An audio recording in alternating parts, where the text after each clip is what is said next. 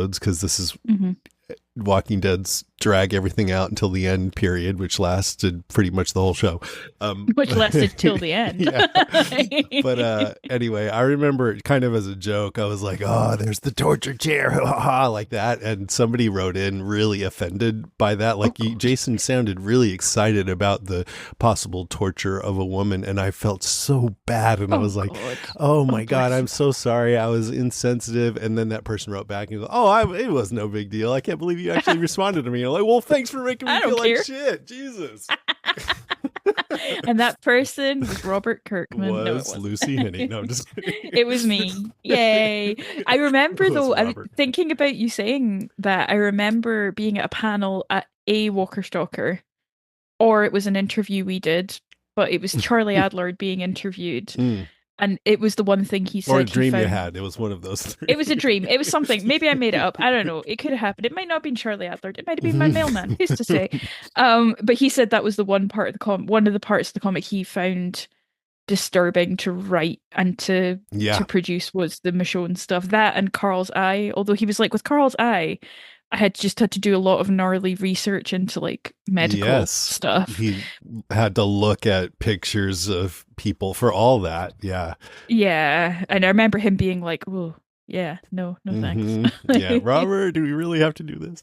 Yeah, do we have to do this? This is bleak. Like, yeah, not good. All right. Well, let's get into this one. Season 3, episode 15, This Sorrowful Life. Plot summary. Would you like to read the plot summary? Yes, I would.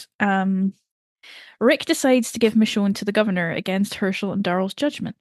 After enlisting Merle's help, Rick changes his mind, but Merle has already taken Michonne to fulfill the deal. Rick comes clean to the group and resigns leadership, delegating the major decisions to a vote. Merle decides to release Michonne and sabotages the governor's men. The governor kills Merle and leaves him to reanimate. Daryl discovers him and puts him down. That's such a like workman-like description of such an I emotional know. moment. Hey Siri, what happens in this episode? It was really sad. No, I loved this episode. It was better than I remembered it. And Mm, also coming off the Daryl show, it feels so much more yes. grounded and weighty, you I was know? gonna say that, like, this, yeah, if this had been our first one back after the Daryl show, wow, that would have been a contrast. Yeah, big I contrast. think this is hands down Norman Reedus's best performance in Hmm. the show is this episode. And it's he has good ones, he has other good Yeah, ones. So that's not me saying like he's crap the rest of the time. This is the only good one, but it's his just performance in this exceptional. episode throughout is stunning. Like it's really good. And Really good. it made me feel like, because I really did enjoy the Daryl show. It had a dip in there, but Mhm. I enjoyed it. But man, now it made me feel like, oh man, the Daryl show's not as good as this, and I feel bad that Norman Reedus doesn't have as good a stuff to work with now as he did back in Yeah. this. It's a different kind of a thing, but no, I really I was enjoyed this one. interested to get into it with you, to be honest, because yeah, I have a lot of thoughts about that and like Like what? Go ahead. this, just this sweet spot of Daryl not being too cool for school yet. Like this spot where he can Mm-hmm. still be vulnerable. I've written at the Yes. end, and I this is going to sound like the bitchiest thing. It's not, honestly. I like Norman Reedus and I like Daryl very much. I think that final scene with Rooker is the most acting Reedus has ever done in the show, and it's brilliant. Like the where he Mm. finds Merle and he's devastated. It didn't even get ruined by the fact it's a popular meme and GIF reaction, which is Daryl crying. It's so powerful. And even the stuff before that, where he's trying to get Glenn to come round to Merle in this like childish desperation for his brother to fit in and to find a way for it all to work. And Merle sort of realizing that's never going to happen before Daryl does. I just think Norman Reedus is brilliant in this episode. But Mm. I'm like, at what point? It seems like they then put him on this pedestal. The show does, rather than his performance. The show puts him on this pedestal of being almost unflappable or unbreakable Yeah. in a way that takes us out of it a bit. Whereas this is just so powerful, seeing him break down like this. I'm wondering if when we come to season 4 episodes, still if we'll have a different Yeah. perspective, because that's another sort of Daryl centered breakdown episode. But it really struck me because one of my major critiques of the Daryl show was there was a an event that happened where someone passed away that I thought Daryl would have a very strong response to, and the performance was very muted. Um, Wait, and I what thought of was in what? in the Daryl show, where can we say spoilers about the Daryl show? Yeah, I think, yeah, if you guys haven't seen the Daryl show, you should. Because This it's out is, in the UK, yeah. yeah, you should. We're Okay, gonna don't talk listen to about the it. next minute if you don't want to be spoiled. Mm. So when Isabel dies, I had a big critique that Daryl just doesn't seem that Oh, I fucking bothered know. about it. And at Yeah. the time, I was like, oh, maybe, Daryl just doesn't react. It's not his way, blah, blah, blah. But then watching this, I'm like, Well, and in mate, that episode, he just almost yeah, starts bawling when Carol shows up. So people are yeah. like, So "Oh, I'm a he little doesn't bit know. like, He's not ready to love yet," and all this. And I'm like, yeah. it would have been respectful to the character if he would have had some reaction to If I was going to weep my heart out, I'd weep over Isabel and not Merle. But here we are, But that's glib because that's his brother, that's his life, that's his trauma, that's his family. But Yeah, I mean, I there is some truth to the fact that he hasn't known her that long yet, but it did feel just kind of weak in a way yeah, that didn't feel good, where you have to sort of rationalize why he wouldn't have that reaction when it would have just felt better if he would have yeah. had some fucking reaction.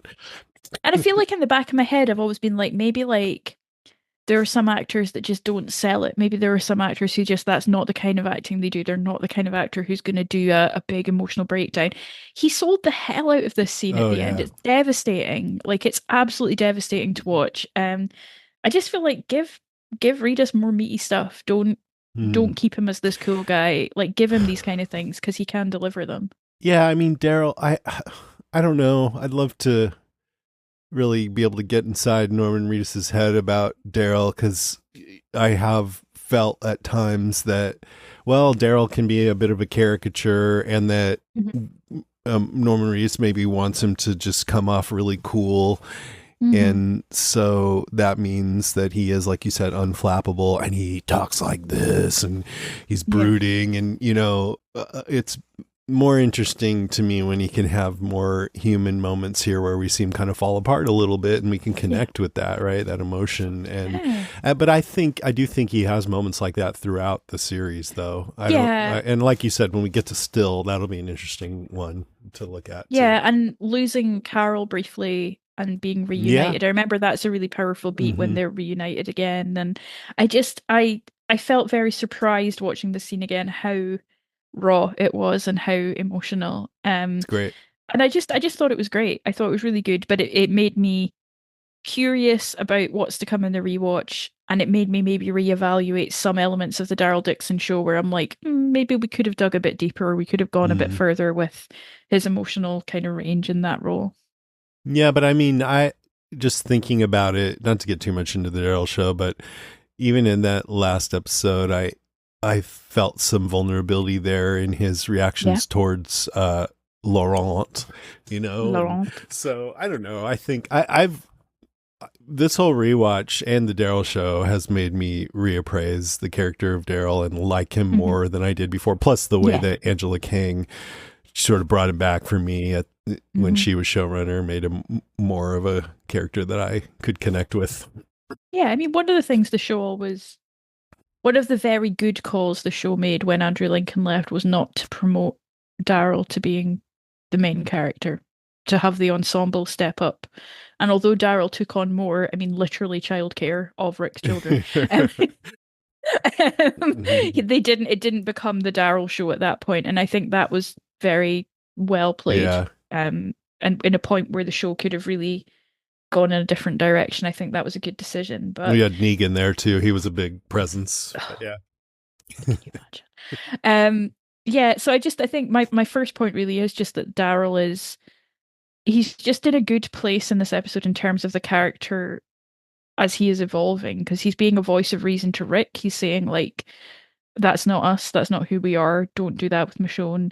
But he's also trying to get Glenn to be softer on Merle, to kind of Mhm. make him understand, to advocate and be a diplomat for Merle, that he will be part of the community and it will be okay.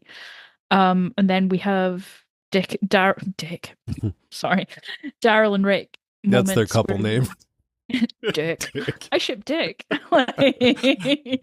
And Daryl saying to Rick, "You're a family too," and sending Rick back to the prison so that he can go on tracking his brother. It's a very classic but good Daryl episode, and I feel like this is a real high point for the character. Mhm. not in terms of his personal happiness, because obviously it's a stone cold bummer for him, but in terms of him becoming fully fledged and fully someone that we come to love and respect as the show Mhm. goes on. And he's very much now integrated into the group. That's kind of been his Mhm. arc, is feeling like the outsider, but coming to really love Carol as, you know, as a friend, love Carol, and love and respect Rick. And so in this episode, he's like, whatever the man says goes, you know, about Rick, and Yeah. Merle's mocking him for that. So I think that's part of the contrast with Merle, as Carol points out, you know, Daryl's here for us. Are you? What side are you on? Yeah. So Daryl's really, like you said, he's trying to convince Rick, maybe this isn't how we do it, but ultimately he's going to go with what Rick says. He's got so much respect for Rick. And I think in a way that's what enables Merle to do what he does in this episode, is because he knows that Daryl will not be on his own and that he actually fits in somewhere. And I Mm-hmm. don't think that's something like Merle goes smiling off into the sunset, like, my brother is happy, so I'm happy, time to die. It's more, he says something to Michonne like, I want to be with my brother and my brother wants to be at the prison, so I have to protect the prison. Yeah. But I think knowing that Daryl is such a part of that group in a way that Merle can't be means that Merle is able to leave and not come back and to So you think Merle was on a kamikaze mission, that he knew he I think it was going to turns die into one. I think the as soon moment he as he let releases, Michonne yeah, and the go? moment he lets Michonne go, it's a kamikaze Wow. mission. That's yeah. Interesting. That's Well, I mean, he interesting. gets steaming. He like drinks a Yeah. bottle of bourbon. I'm like, Yeah. yeah, I mean, yeah, I thought he definitely decided, I'm going to kill the governor, but did he decide, and that means I'm going to die? I think there is a chance that that's true, that he just thought, I can't, there's no place for me in this world, or something like that, you know? and I think as well, Merle knows the governor well enough to know that there's a very good chance he's not coming back Yeah. out of a fight with the He governor. really I didn't think make it it's very that. far either. Yeah. No. Yeah, I remember that fight being more prolonged. I I sort know. of looked down to take a note and looked up and I'm like, Oh, oh, I heard a he's gun dead go now. off. Okay. Yeah. Yeah. Well, my first point is Merle's redemption, so I'm just going to Yeah. dive right into that. As we know, this one of the big, maybe the biggest theme of The Walking Dead is about people doing dark things in the zombie apocalypse to protect the people they care about, and whether they can come back for those from those things, or whether they can be redeemed. And so with most of our main characters, they start out as good people, but then they end up doing dark things, and then they wrestle with whether they can come back with it. Merle's different because he was a guy, from what we saw, who did bad things. We knew, he found out he dealt drugs before the ZA, that he was a thief, and he was just an asshole, really. He threatened Mhm. people. He was a racist. He was out for himself. But his maybe one redeeming quality that we can see is that he loves his brother, Mhm. and he bullies him, but Yeah. you could tell he loves him, and he on some level cares about him, you know? So there's Yeah. this ambiguity built in with him that isn't there with the others, which makes kind of exploring this territory of, can you come back? Can you change? Can you redeem yourself? Kind of unique and interesting to explore Mhm. for this one episode. It's a great final episode for the character. I love that we're reminded right away what kind of a guy Merle is, because Rick sees him trying to find drugs in this mattress. 10 out of 10 Merle. Yeah, and Ultimate Merle. that's what I want. Like, I don't want him watered down. I want to see him No. being himself, you know? Full fat Merle. Right, exactly. And when Rick says, do you even know why you do the things you do, the choices you make? And he's like, you know something, you're right. I don't know why I do the things I do. Never did. I'm a damn mystery to me. That's such a great line. It's great. And it's delivered. Rooker gives a very good performance in this episode. He does. And Very he good. delivers that line very well. Because you kind of believe he's sort of being sassy but also truthful. Like he Yeah. is. He's like, He's yeah, thinking I don't about know. it. Like, Yeah. yeah, that's a good question. But that sets it up for us, where we're not sure if Merle can find any redemption, and neither is he. You know, he's a big question mark. He doesn't even know if he has it in him, and that leaves a lot of possibility for what could happen with his character. And I think in that space of possibility with him, there's this exploration of the idea that how we feel about ourselves can shape who we are and what we do, how he feels Yeah. about himself, and how other people treat us or see us Mm. can also shape how we feel about ourselves and influence what we do.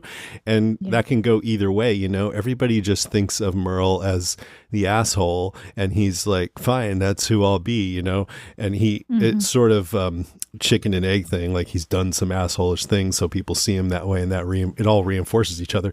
But sometimes a kind word from someone can make a difference, and that's I'm going to get into that later with Michonne, but it reminded me. I hope Dodie, I hope you're listening to this, because Dodie and I had a listener chit chat for our Patreon thing, and talked a lot about just how if you go through life sort of trying to lift people up or point out what's good about them, it can Yeah. sometimes influence how they are, you know? And Yeah. I think that's what this is all about with Merle, like his exchange with Carol, where she's Hmm. like, I loved how he's like, you're different than you were before, you know, you were a little mouse running around, and now you seem different. And, or he goes, you don't seem scared of nothing anymore. I'm not. Huh, you're a late bloomer. And she goes, maybe you are too. I just Hmm. love that moment, you know, Yeah. just a little, I think and that's a really great moment. get him Yeah. thinking for a second. He didn't say, nah. No. And a woman like Carol, I don't know. There's a reason she and Daryl click so well. And they've all been dealt a really fucking rough hand in life. This sorrowful life. In Yeah. fact, yeah, Mm-hmm. great line later in this episode. Play the hand you're dealt. I only got one. I mean, boom. Yeah. Excellent line. Boom. Excellent line. But there is this thing of like, Rick's clearly from a nice, well-to-do, upper working, lower middle class. The Greens are a very good, Yes. wholesome family. You don't get the sense that Carol, Daryl, and Merle come from those kinds of families. No. And to see someone who's been in a similar situation raise themselves out of it or to make themselves better, I think is confronting but also hopeful. It is. And I think, especially with Merle, you get the sense that he's had such a fucking hard life, and that he's had Hmm. so much pain, and that he's just got his hackles up all the time because of where he's come from. And so he can, that happens to a lot of us, where our own worst enemy is ourself, and you sort of are still fighting battles from a long time ago, bringing them into Yeah. situations where they don't need to be, and that can cause problems for yourself. But that's why I think what Merle really needs is like long-term intensive psychotherapy. you know Alternative universe in that Walking Dead game where yeah. instead of dying, he just goes to therapy for like 10 episodes. You're like, Yeah. fuck. And then he becomes like Howard Stern, who now is this total gentleman, or used to be a total prick. Can you imagine Merle and NPR? Like, Yeah. Like, oh, you wouldn't believe the life I've had, everybody. But I love that. I think the other thing about Merle that I always think about is the burden of being an older child in an abusive household, which is often that there is no doubt that Merle is an asshole to Daryl, that he is hmm definitely bullies. I'm not going to quite say abusive because the abuse in that house seems to have been coming from their father more. Yeah. But there is no doubt in my mind that, to Daryl as a young child, Merle was a horrible bully. But we learn through this season that Merle was protecting Daryl from a lot of the brunt of his father's anger. Like when he sees Daryl's scars, he's horrified because he Yeah. thought that wasn't happening to him or wouldn't happen to him. And that can fuck you up as well. Yeah. Being the sponge for all that trauma and trying to protect someone else from it, that's a difficult load. That's a difficult Yeah. thing to bear. And then he left, and then he felt guilty, I think, and Hmm. decided to protect him after that Yeah. more again later. That now, as far as how people see Merle, Glenn just sees him as a bad person and doesn't I want to mean, you forgive would. him. And of course, I Yeah. don't blame him. He handed Maggie over to the governor to be sexually abused. Hmm. And later when Merle said to Daryl, "Y'all look at me like I'm the devil. Now y'all want to do the same thing I did," because Mm-hmm. he's talking about, okay, I handed Maggie over to the governor, but now you're gonna hand Michonne over to the governor, and I'm like, yeah, he's got a good point there, Mm-hmm. and I love that because I just think sometimes we don't give people the same break as we do others because of their vibe or their personality, right? We don't give Merle a break because he comes off like an asshole, where with Rick, Mm-hmm. he's the leader. So we give him more of a break. But I wish we could just look at things more objectively with people Yeah. sometimes. That comes up a lot in this episode, I think, with relativism of what you would do to protect the people you know and love. Like Hmm. when Herschel says, "Girls, what I wouldn't do to keep Yeah. you safe." Yeah, it's true. Like objectivity goes out the window when it's about that. And so just sort of how we're shaped by how others see us, and all of that, and how we choose who we are by what we do. And Merle is looking to change how people see him. I think he, like, as you said, he says, I want to be with my brother. My brother wants to be in the prison. This little trip, maybe it'll keep that place standing. If I pull it off, maybe all is forgiven. I don't know if he means all, I guess he means all is forgiven with everybody else, so that he'll, Mhm. because Daryl's already forgiven him. So he's looking for redemption, absolution, forgiveness. Mhm. But the problem is that he's doing a bad thing here, giving Michonne Yeah. over. And And he, of all people, knows how bad. Like he says to Rick, he's yeah, like, he will torture her. yeah, He will do he's this. going Like, to scoop her eyeballs out. yeah. And so Michonne then gets him thinking about actually being a better person. When Merle tells her he's killed 16 men, and then she digs a little deeper and finds out that that was all after he met the governor. And Hmm. so she's kind of showing him that he's become a worse version of himself because of the governor. But she says, we can go back, both of us, we can just go back. She means, I think, literally turn the car around and go back to the prison, but also that Merle can go back to being the person he was before he did Hmm. those bad things. And after she says that, that's when he lets her go, and he goes, I can't go back. Don't you understand that? I can't. She says, why? And he doesn't answer. He cuts her loose, and that's a powerful moment, and says, you go back with them, get ready for what's next. I got something I got to do on my own. But I think he knew that the governor would torture her, and so in the end he decides to step up and do the honorable thing of letting her go, sparing her from the governor, and instead going on this probable suicide mission. And I think he can't go back to the prison because he does want to go back to being a better person. He Yeah. wants that absolution, that forgiveness, and the only way he can get that is to go on by himself and try to do the right thing and kill the governor, the one who sort of Hmm. pushed him to become an even worse version of himself than the Merle that we first met, who hadn't killed Yeah. anyone yet, but now he's killed 16 guys. So he's decided to either be a full-on hero or die trying. Yeah. And Yeah. and that's probably the best thing we've ever seen him do. And then, yeah, when they fight, it's like no contest. The governor bites a couple of his fingers off. Merle says, Just I ain't casually, gonna beg. And Are nope. you gonna beg? But he died. It was tragic, but he died being his best self, I guess, with dignity, Hmm. and Hmm. it was I hope that everyone appreciates what he tried to do. Yeah. I was thinking if he succeeded in killing the governor and lived through it, would he have been a changed man like Carol is a changed woman? And we can't know, but I'm kind of doubtful because, like I was saying, he has had such a rough life. He has a lot of demons. He's his own worst enemy, and he trips himself up. And I just think with Carol, she just needed Ed out of the picture so she could bloom. But for Hmm. Merle, he would need to get his own self out of the way.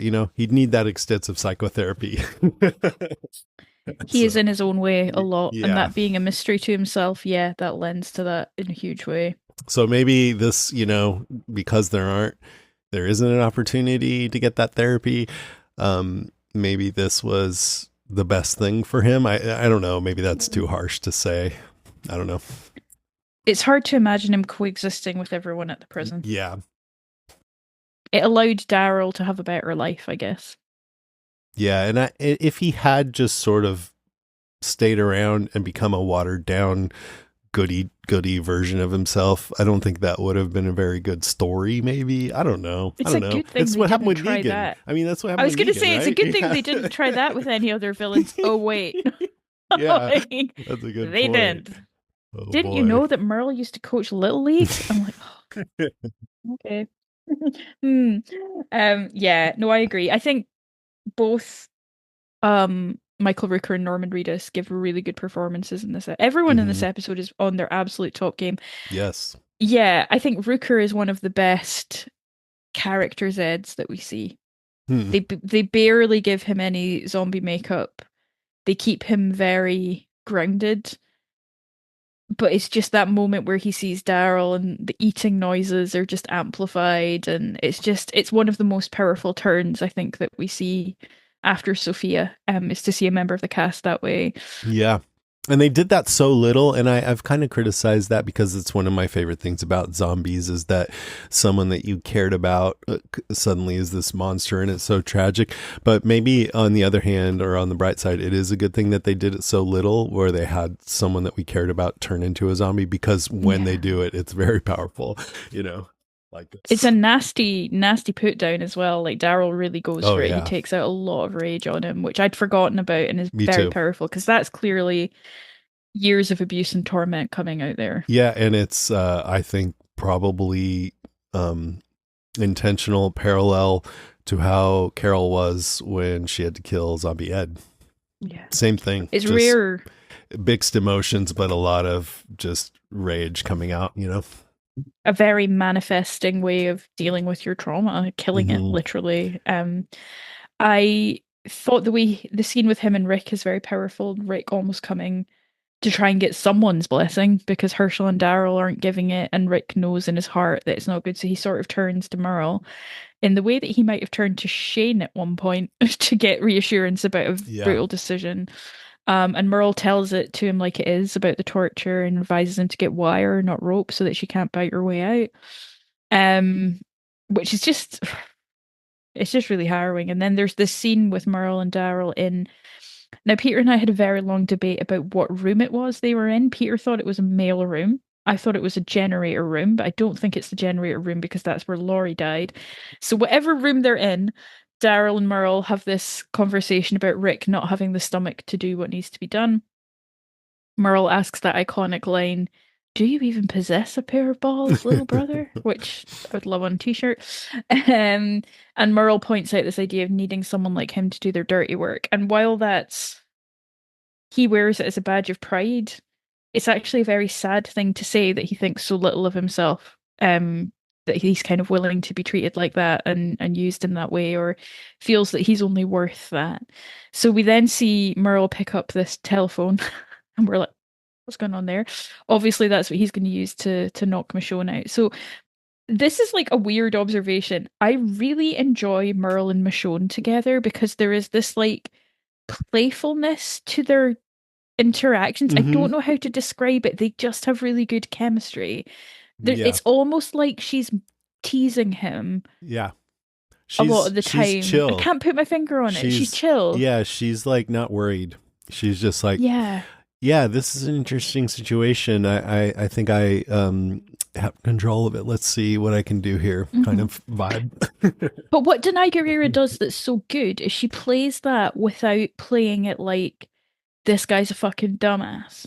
She No. plays it as curiosity rather than undermining him or looking down on him. And Yeah. it's just such a cool performance. Well, I just think that, especially early Michonne, she has such a great snap judge of character.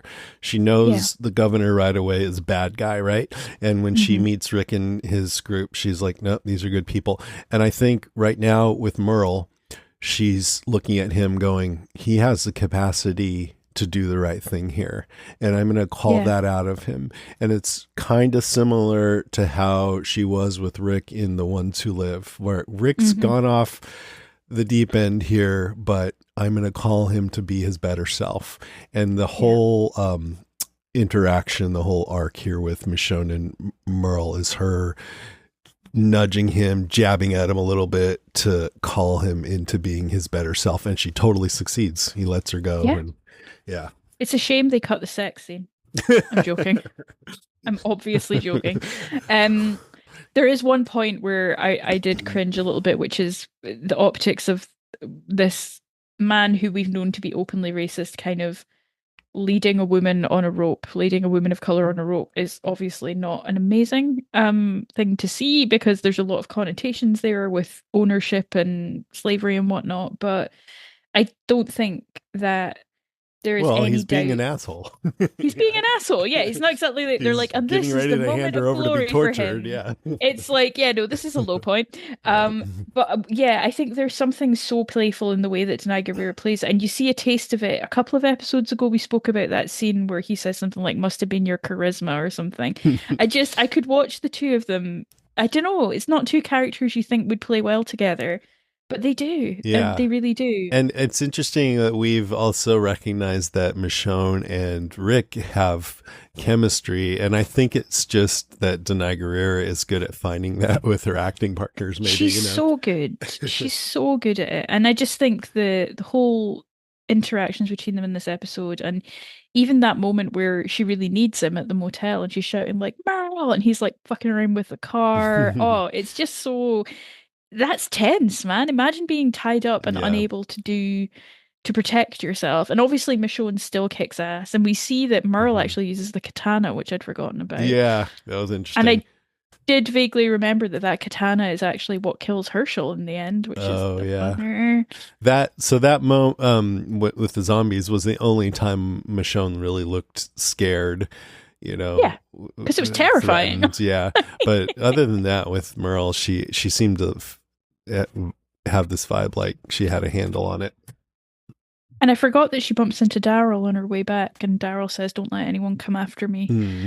Um, And I think Michonne, my sense, who knows, I could be wrong, but I feel like she could have gotten out of that with Merle by force, at yeah, I any think she time. could have. There's a chance. She's such a badass that you feel like she could have run away. At least at one point, he points out, "Oh, I thought you would have run away," but Yeah, she probably. I wouldn't be surprised if she could have just killed him, But she's yeah. just choosing to take this route where let me talk to him instead. Well, she's one of the smartest, most high status characters, taking the time with I would say, a less smart and much lower status character to talk. And it's just, yeah, it's a really what you said about it really paralleling that journey with Rick and the Ones Who Live has kind of blown my mind a bit because you're right. It's kind of Michonne's way of operating in a way is to kind of let people When she see. thinks the person's worth it. Like with the Yes. governor, she wouldn't bother. God no. She knows he's a Ew, no. psychopath. There's no Yeah, redemptive.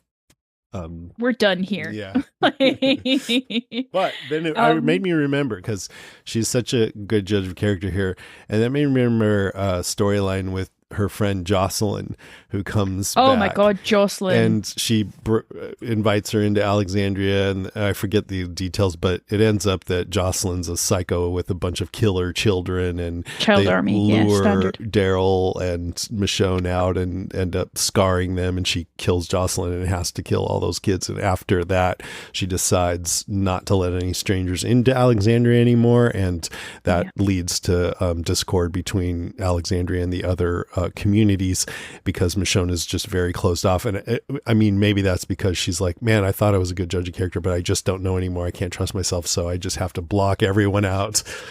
As she stands amongst the bloodied corpses of all the toddlers, she's like, I thought I was a really good judge of character, but something is telling me I'm not. Yeah, I don't know. Here we Doesn't are. seem great. This doesn't seem amazing. Like, she's like, Daryl, do you ever have one of those days where you're like, what am I doing with my I'm life? questioning things here. Yeah.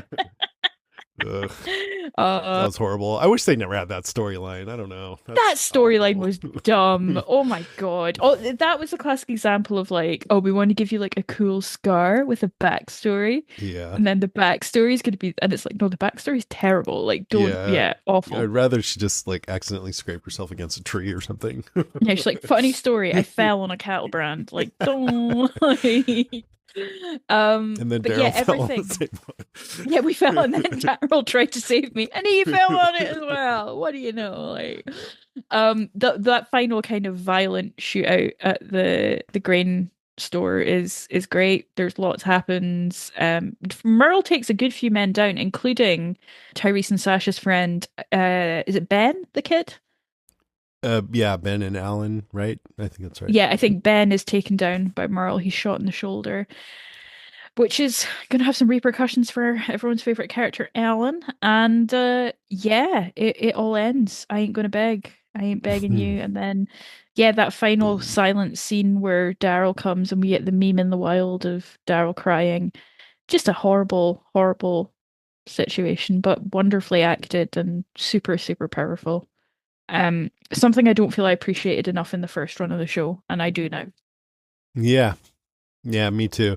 Especially like seeing Michael Rooker go on to do Guardians of the Galaxy and just also having a chance to interview him and get into other big roles that he's had. I think I appreciate his performance more in this. Mm-hmm. Mm-hmm. Okay, let's see. I want to talk about Rick a little bit. So Rick's back to fretting about his decision making again. And I had forgotten that he totally did decide to hand over Michonne. You know, I'm saying over the last couple episodes, what does he do there? But he does. He's like, we're doing this. We will avoid a fight. No one else dies. I think it's silly that a couple episodes ago, Rick, right after he got back from his negotiations with the governor, he told everyone the governor wants to kill us and that's what he's going to do. And we're going to have to fight. And it seemed like, yeah, that's the truth. You know that the governor's not going to honor your agreement. And yet still he goes ahead and plans to do something as serious as sacrificing Michonne on the off chance that the governor will leave them alone. That seems stupid. And to make matters worse, he's choosing that option over just finding somewhere else to live. Like, is Michonne's life less important than staying at this prison? So yeah, it's one of those plot things that when you really think about it, it's like, no, dude. I'm also like, I can't believe Michonne didn't bring this up at a later date. Like, dude. Yeah. Well, that's what I'm curious about. So, let me go on here. So another sign that this might not be Rick's best decision is he doesn't even want to handle it himself. He wants Merle to do the dirty work. So he's like offloading the guilt of, yeah, this is so shitty. Who let's get Merle. He's the one. Then I won't have to think about it, you know? And then Merle, like you said, tells him, you know, the governor is going to torture her basically.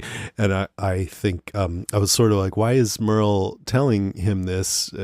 He's just sort of like, really, Rick's going to do this? Because I don't really believe he's going to do it. He says Rick doesn't have the spine for it. And later, Merle said to Michonne, he was the guy that came back for me on that rooftop. So he thinks that Rick is soft.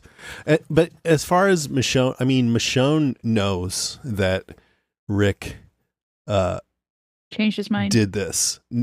No, I mean... Oh, she doesn't know yet, yeah. Because when she's walking with Merle says, yeah, I agree with you. I don't think he would go through it either. So I think, I guess Merle started the plan earlier than he was supposed to or something because he thought Rick wouldn't go through with it. Because then Rick seems surprised that he can't find Merle and Michonne after he changed his mind. So as far as Michonne knows, she's agreeing with Merle that she doesn't think Rick would have gone through with it. But as far as she knows at this moment, that's Rick's plan. She doesn't know for sure he changed his mind. So you would think that we're going to see some kind of a face off about that between Michonne and Rick. I would be pissed if I was her. Yeah. Do we not see that? I don't remember. I don't know. I'm sort of like, I might have like that huge fight scene in The Ones Who Live. I might have been like, and then another point. Remember when we first met? Remember I should have never sold me to the governor, you piece of shit. Like, I'd have been raging. But you know, whatever. That's a marriage fight that's going to keep coming back. Yeah. You're gonna think she wins everything ever because she's like, well, you tried to sell me to the governor, and he's like, okay, fair point. Yep, we can watch what you want. All right. Yep.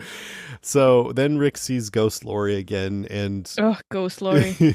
I mean, before seeing Ghost was about feeling bad for losing people he felt responsible for, and so my take on this is he's feeling responsible for Michonne maybe, and So that's right when he decides, oh, I can't go through with this, gathers everyone together, tells them everything, that he was made this deal with the governor. He was going to hand over Michonne, changed his mind, but Merle already took her. And he says, I was wrong not to tell you, and I'm sorry. What I said last year, that first night after the farm, it can't be like that. What we do, what we're willing to do, who we are, it's not my call. How you live, how you die, it isn't up to me. I'm not your governor. And basically, we vote on everything. So I thought that was all interesting, because Rick's arc has been all about like taking responsibility for everyone's safety and then feeling so torn apart when they die or get hurt. And I just think that got to a point where he's become just as sort of narcissistic as the governor, where he feels like he's the only one who should have agency. And it almost feels like everyone are just objects, just like the governor, lying and manipulating them and sending other people to do his dirty work. It happens to be the same guy, Merle, that the governor sent, and Rick, but employing Merle. Right. But yeah, so he's talking about when he declared this is not a democracy anymore, but now he's like, no, we all need to have agency in our lives, and I'm offloading that responsibility back to you guys so we can all decide together. And so I think that fits well in his arc. I feel like he goes back and forth a little bit, though, because later on he becomes more overbearing again. But for next season, this moves into like where they have this council at the beginning of season 4, and Rick's not even on the council. I don't remember. No, I don't think so. He's just farming. Yeah, he's just farming. It's funny what you were saying about like delegating things. I think there's such interesting questions in there about cruelty and the machinations of cruelty and how removed you can be from a cruel decision, and a lot of that speaks to a lot of political decisions that are made across the globe in every country. How easy it is to make decisions when it's not you that's getting your hands dirty. Like, how many of us would eat meat if we had to physically kill the animal that we were about to eat? right. Like, I couldn't, but I do. So like, there's it's such an interesting thing of like, I want to diffuse this guilt. I want to get people to agree with me. I want to make someone else do it. I want to, I don't want to be the person that's directly